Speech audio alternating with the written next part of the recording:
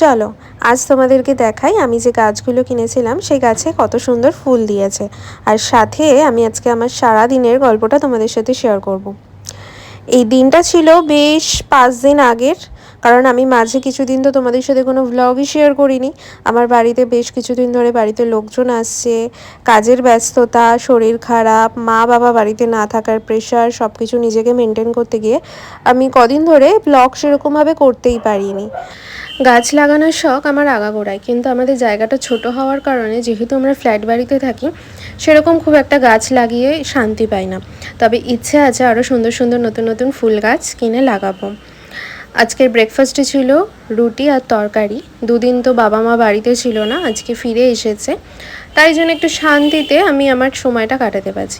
আর কি জানো তো, তুমি তোমার মতো সময় কাটাতে চাইলেও কিছু মানুষ তোমাকে আর তোমার ফ্যামিলিকে সেই শান্তিটুকুনো দিতেই চায় না। বেশ কিছুদিন ধরে আমাদের পেছনে একটা মানুষ, মানে যে একটা টাইমে খুব নিজের ছিল, সেই মানুষ এত পেছনে লেগেছে, মেন্টাল হেলথ খুব একটা ভালো ছিল না। যাই হোক, সেখান থেকে এখন ওভারকাম করে বেরিয়েছি। মাঝে মাঝে আসে তারা একটু ডিস্টার্ব করার জন্য, কারণ তোমার শান্তিটা তো তাদের পছন্দ না। যাই হোক, এই যে সন্ধ্যাবেলাটা, সেদিনকে আমি চিকেন কাটলেট খাওয়ার পরে আমার যে অবস্থা হয়েছিল, নেক্সট ভিডিওতে তোমাদেরকে বলবো। আজকের মতো